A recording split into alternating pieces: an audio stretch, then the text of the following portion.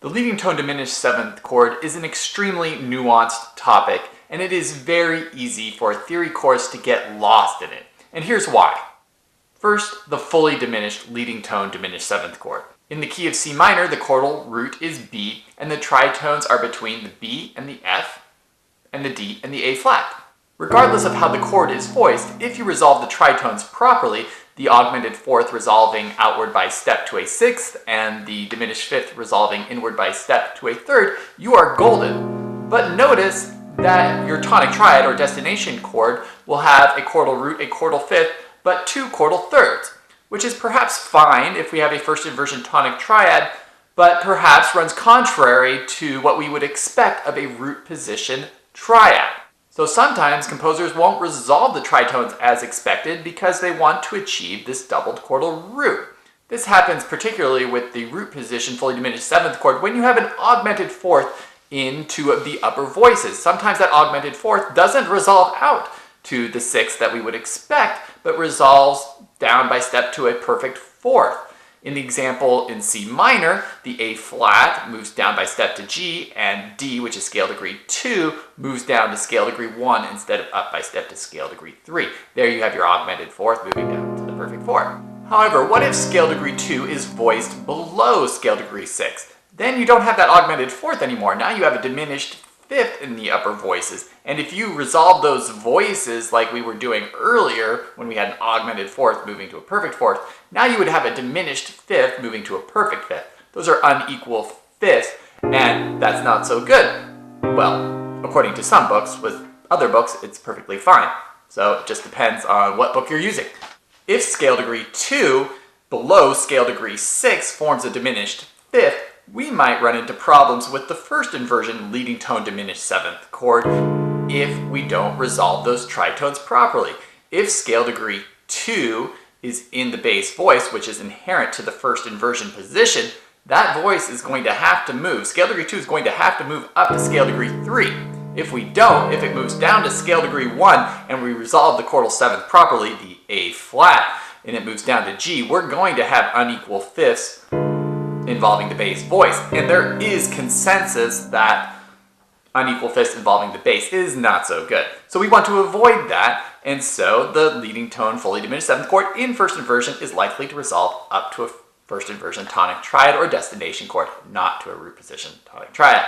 Except if you use a first inversion leading tone diminished seventh chord as a neighbor chord between two root position tonic triads, and you have parallel thirds in the bass and tenor voices, and the leading tone diminished seventh chord is voiced in closed position, then those unequal fifths are okay. Got it? Okay, isn't this fun? Well, so let's review. The first inversion leading tone diminished seventh chord is going to resolve to a first inversion tonic triad, except for when it doesn't. Stop complaining, this is fun. Most of the same principles will apply to the second inversion of the leading tone fully diminished seventh chord if the tritones resolve as expected, which is now showing here.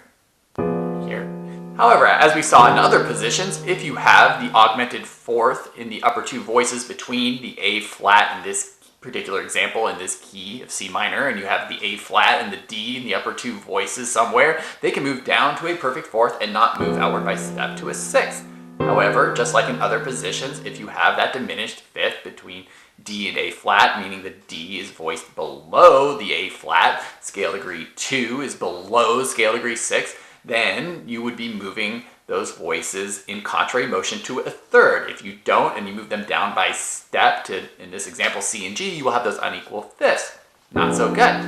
So that's it. Not really. Okay, let's go back to that augmented fourth. You have scale degree 2 in one of the in the soprano voice, let's say. It's in the soprano voice, and maybe it doesn't move down by step to C, and maybe it doesn't move up by step to E flat. In fact, it can actually leap up to scale degree 5, and you have a doubled chordal fifth. Isn't that great? This is very similar to the 5-4-2 chord, the dominant seventh chord in third inversion, where scale degree 2 leaps up to scale degree 5. See Beethoven's Pathétique, the second movement, the beautiful one.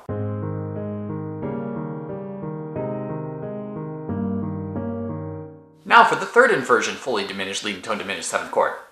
Okay, no, we're not going to go there. It's pretty rare and serves a different purpose altogether, so we're going to bag it for now. Let us move on to the half-diminished leading tone diminished seventh chord, which occurs diatonically in major keys.